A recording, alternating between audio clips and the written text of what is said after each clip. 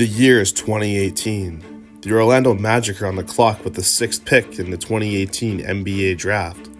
Players such as Kentucky guard Shai Gilgeous-Alexander, Alabama standout Colin Sexton, and Villanova forward Mikal Bridges are still all available.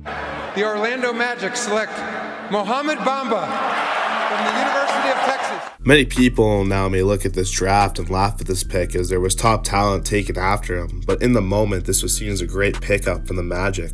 But why? To look into what made the hype of Mo Bamba, we need to go back to the beginning of the 2017-18 season.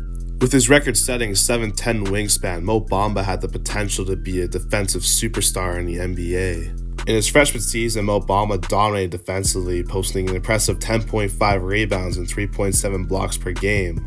During this time, a song was named after him, which would soon take the world by storm and become an anthem. Bamba had an impressive lone season at Texas, making the All-Big 12 second team and the Big 12 All-Defensive team. Between the record-setting 7'10" wingspan, which he displayed defensive dominance with, as well as a little shooting touch, he had the potential to become an impactful stretch big. Many mock drafts had projected him to go number 5 to the Dallas Mavericks as they saw a golden opportunity to pair him with rising star at the time, Dennis Smith Jr. When it came to the 2018 draft, there was movement as the Hawks and Mavericks had swapped picks in Trae Young and Luka Doncic. This led to Mo Bamba being selected by the Magic at the number 6 spot. This pick was seen as a great one at the time, as some media outlets claimed that Mo Bamba had perhaps the highest ceiling in this draft. Which leads to the question, why did Mo Bamba never reach his sky-high potential in the NBA? Entering his rookie season, Bamba sat behind all-star center Nikola Vucevic.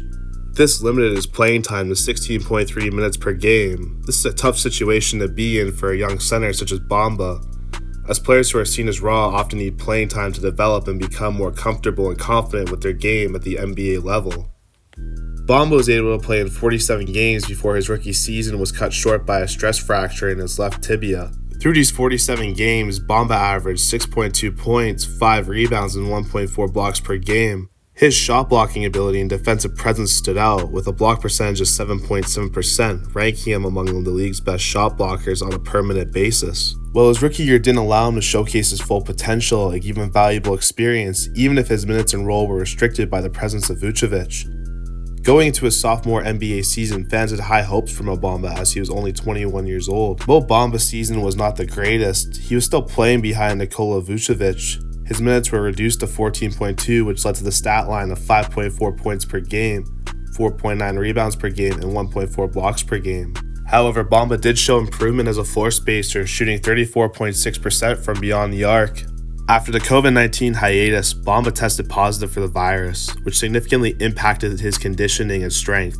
These challenges persisted into the offseason as he dealt with lingering effects that hampered his readiness for the following season. At this point in his career, he was still a part of Orlando's long-term plan, but there began to be questions if he could ever fulfill the potential of a top 10 pick in this loaded draft class. In his third season, Bamba would once again sit behind center Nikola Vucevic.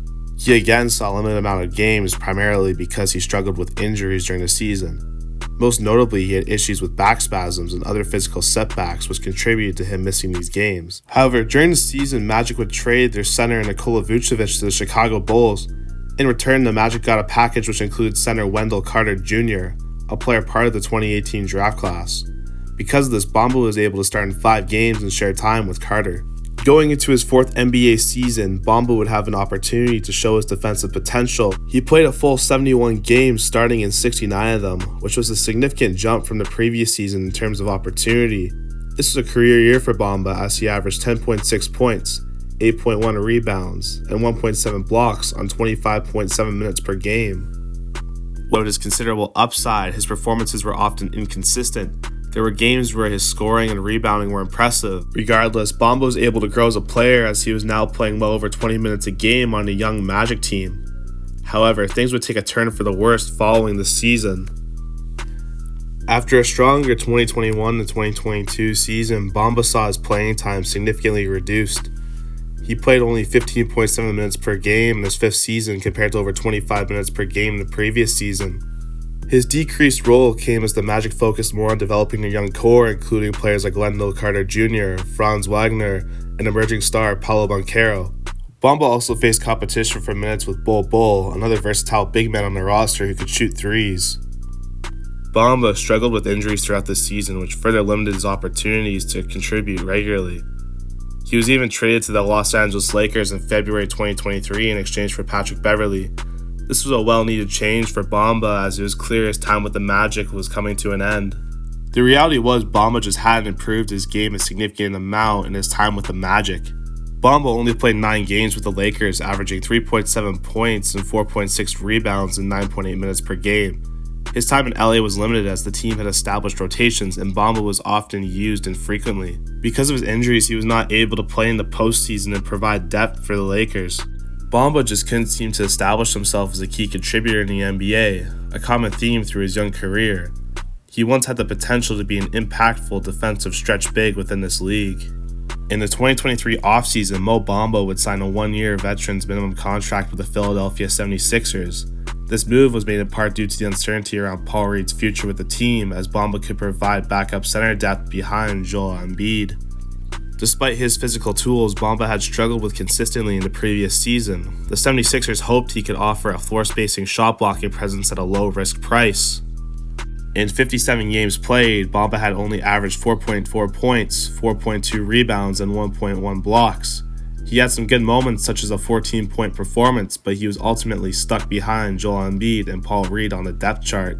This leads to this season. Mo Bamba had signed a 1-year deal with the Los Angeles Clippers in the 2024 offseason. His contract is for veterans minimum again, valued at approximately $2.61 million. Bamba had a fairly consistent role during his time in Philadelphia, but his playing time remained limited. He's expected to provide center depth behind Ivica Zubac in the Clippers' frontcourt after the team lost both Mason Plumlee and Daniel Theis in free agency. At the time of recording, he currently averages 6 points and 5 rebounds a game, but only in 2 games as he has faced knee soreness this year.